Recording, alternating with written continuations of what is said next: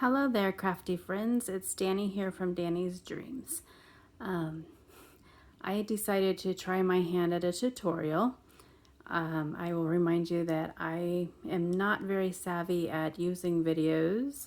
I don't know how to edit yet or anything like that, but I was very inspired by my friend Call Me Crafty with her latest video using the Smackin Acetate technique.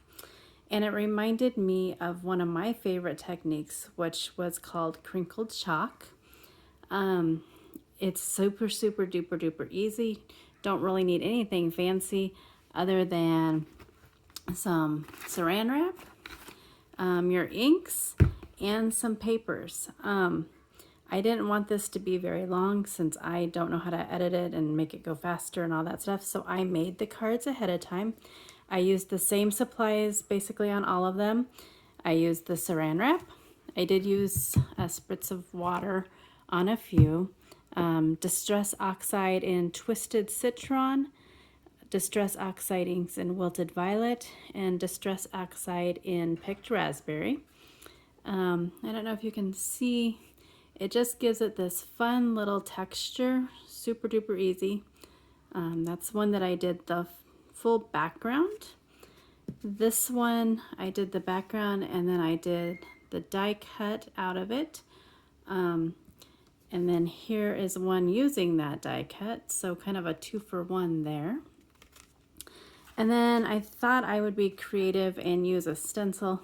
I haven't used very many stencils, but I think it did give some fun little texture. It was like a bubbles stencil by Studio Calico, I think it was, which I didn't know quite what I wanted to do with this, so I left it.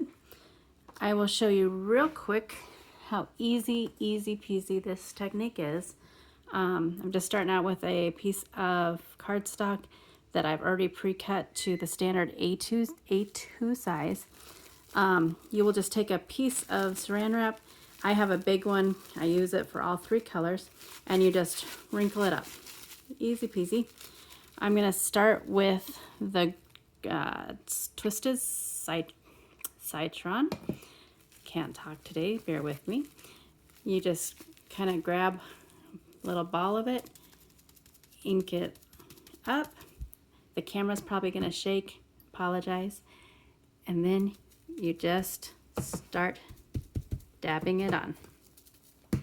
You can add as much or as little as you want. You can move your saran wrap around and get different designs.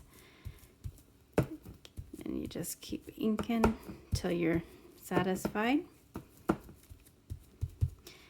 You can have some spots be really dark, then stamp off and get some of the lighter colors. So there's that first color. Next I'm moving on to the Wilted Violet. I have a little spot here where I've used that before. Again, just crinkle it up, ball it up, and then start smushing it on. Again, there's no rhyme or reason, just any way that you want. And then go to the last one, the Picked Raspberry. Again, there's where I've used it before. Again, just smush it up, smush that ink on there, and then lay it down. I haven't used it on very many different types of cardstock. This is just a cheaper kind. I don't know how it would work like on the glossy, but any kind of cardstock, just like a basic, I think. I also have used other inks with it. It doesn't necessarily have to be the Distress Oxide. There's that.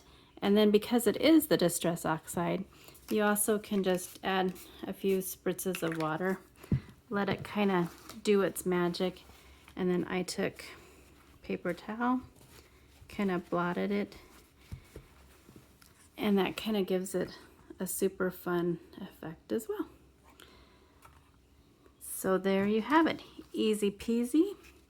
And again, there's the cards that I made earlier using this technique. Again, I'm still working out what I want to do with that. I will have all my information below because typically I'm on my blog. I will be posting these on my blog within the next day or two.